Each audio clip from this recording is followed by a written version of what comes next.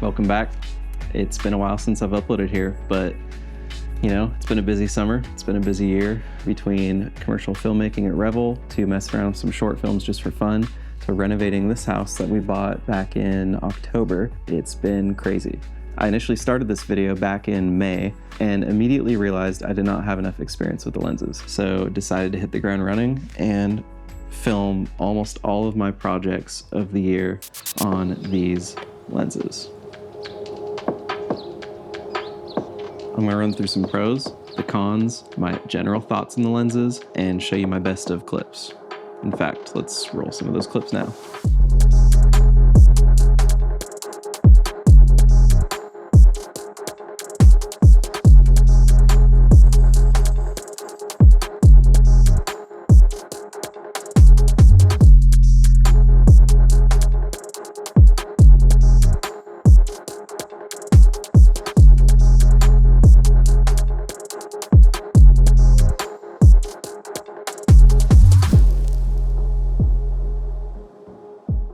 I own the 28mm 2.8 and the 50mm 1.4 MMJ versions, and both of these lenses are super consistent with each other.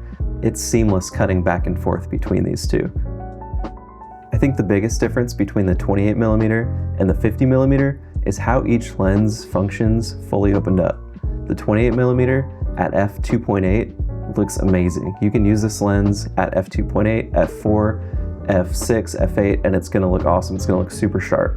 The 50mm, on the other hand, all the way open at 1.4 is almost unusable in certain situations. This lens really shines once you get to about f4, f5. Don't get me wrong, f2.8 still looks fantastic. f1.4, on the other hand, you'll see some highlight blooming and some chromatic aberrations that are kind of hard to get away with in certain situations. In other situations where maybe you can get away with shooting wide open, like say if you've got a bunch of slow motion, it looks really, really good. I think it's some of the best cat's eye bokeh I've ever seen. If you can get away with shooting wide open and it makes sense for your story and you're okay with the chromatic aberration, well, do it because it looks really good. So, sharpness and texture. When I'm talking about sharpness, I'm talking about how Kramer here, how his face kind of looks up against the background, the edge right there. And then when I'm talking about texture, I'm talking about how the in-focus areas, how that looks when it falls off into the out-of-focus areas, and how those two things come together to create an image. So I wanted to put some comparisons up against the Sony G Master 1.2 50mm, a legendary lens.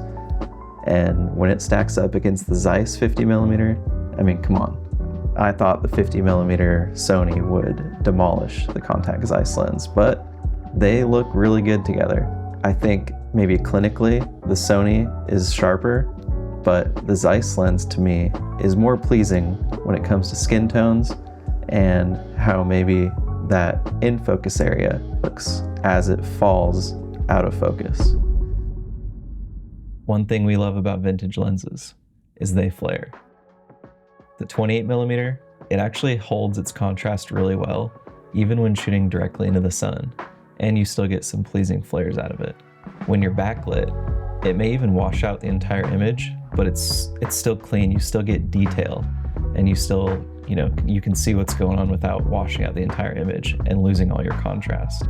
The 50mm isn't quite as controlled. It definitely will burst a lot more and will wash the image out like in this. And this shot is probably my favorite to show that. You start with not shooting into the sun, and as I pan over, the flares just go crazy. This is probably my favorite shot I've got of the year because the flares are just going wild. The 28mm here, well, both lenses, you get some rainbow flares and you get some kind of bluish purple flares, which I really, really like. And these lenses are just hard to beat when it comes to flaring characteristics. So plans moving forward with these lenses. Am I going to keep them and build on them, or am I going to move on to a different lens set? If you know me, you probably already know the answer. I'm gonna move on to a different lens set. It's not because I don't like the lenses, I'm still gonna use them. I really wanna try out the 85mm and the 18, but it'll be for a specific job. So now that I've used these lenses and I got to know them, I know what I like about them. And so that'll help me moving on to different lenses, figure out what I like about those too. And where I'm at in my career, I want to try every lens. I want to try also anamorphic. I want to try other vintage lenses. So whether that's renting lenses or buying and selling lenses, you know, we'll see. But the plan moving forward is just to try lenses. So if there's a specific lens that you want to see test footage of, let me know, and maybe I'll get it and try it out. Subscribe to the channel, and maybe you'll see that video in the future.